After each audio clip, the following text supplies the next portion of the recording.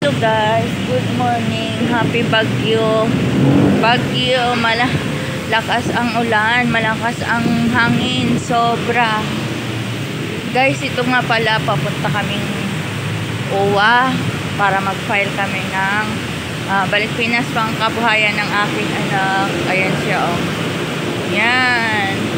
Tapos guys, pag halimbawa na-approve na ang inyong application, doon pala, oh, sa mataas na building.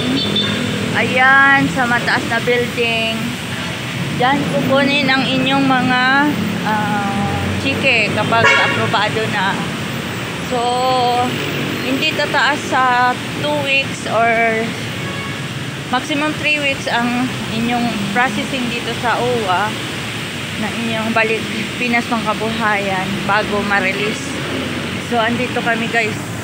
Yan, papunta na kami. Papunta pa lang kami dito para mag-file ng Balik Pinas Pangkabuhayan.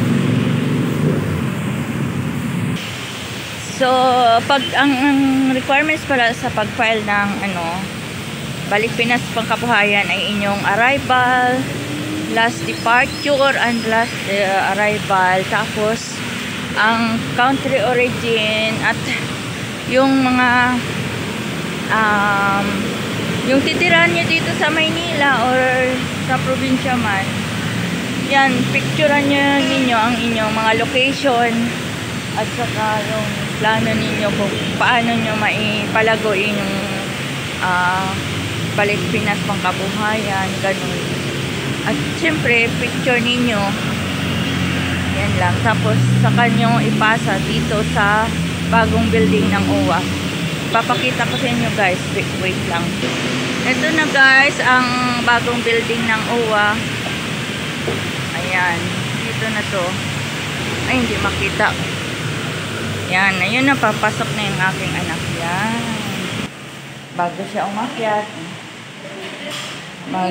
CR muna. Dito tayo sa elevator. So, paakyat na tayo dito. Yan, mga security.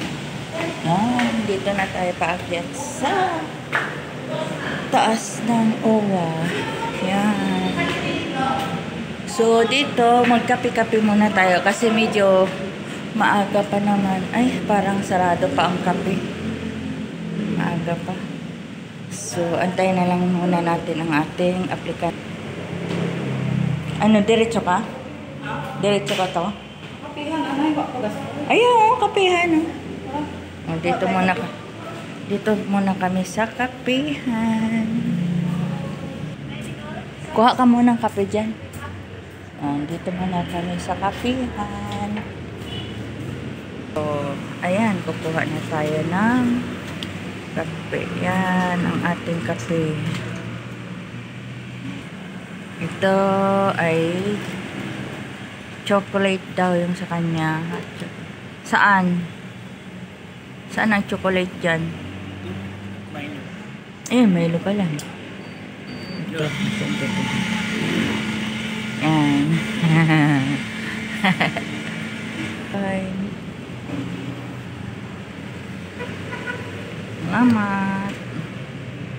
Yan. Dito tayo, upo muna. Anong oras ba? Wala pa? Okay. So, dito muna tayo tambay. Yan. Kape-kape muna. So, itong paligid ng tambayan dito sa OWA.